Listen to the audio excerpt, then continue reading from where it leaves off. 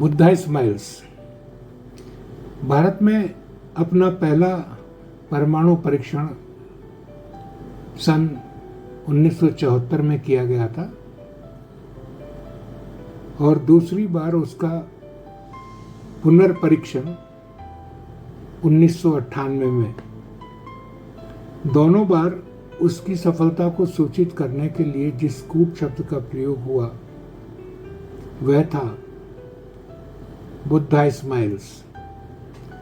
परमाणु बम जैसे विध्वंसक परीक्षण के लिए बुद्धा स्माइल्स जैसे कूट शब्द का प्रयोग करना बहुत ही विसंगतिपूर्ण लगा था मन को। कहाँ करुणा अहिंसा का संदेश देने वाले बुद्ध और कहाँ यह भयंकर विनाश का परमाणु बम। कवि मन को गहरा आघात लगा। एक कविता मन में अवतरित हुई। मैंने भी उसका नाम बुद्धा स्माइल्स ही रख दिया। प्रस्तुत है वह कविता बुद्धा स्माइल्स। सच सच बताना गौतम कि इससे पहले तुम कब मुस्कुराए थे, या फिर कब कब मुस्कुराए थे तुम इससे पहले। तब जबकि अवतरित हुए थे मां माया की गोद में, या देखकर सड़क पर छड़ी के सहारे सरकता हुआ बुढ़ापा, खटिया पर पड़ा हुआ बीमार लाचार, या देखकर अर्थी पर बिछा हुआ आदमी,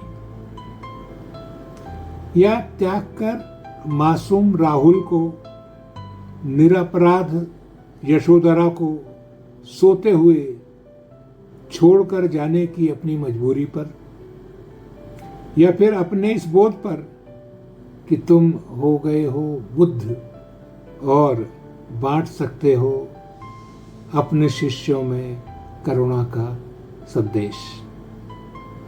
या फिर बहुत बाद आम्रपाली को देकर संघ में प्रवेश।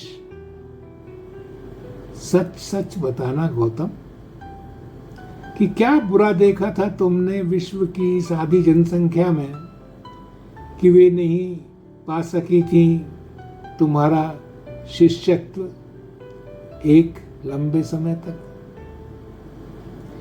या फिर तुम शायद तब मुस्कुराए थे गौतम जब आया था सम्राट धम्म की शरण में और धम्म हो गया था राज्य शरणागत तथा मानने लगा था राजाज्ञा अधितयाम की।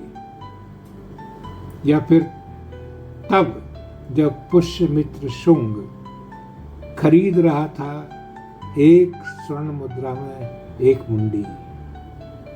या फिर तब जब संघ आमंत्रित करने लगे थे विदेशों से आतताई सम्राटों को बनाए रखने के लिए सत्ता स्वयं की। या फिर तब जब पलायन करते करते ईश्वर की सत्ता से फंस गए थे तुम स्वयं उसी के जाल में,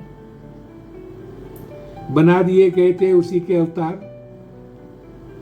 गढ़ी गई थी तुम्हारी जातक कथाएं, जड़ दिया गया था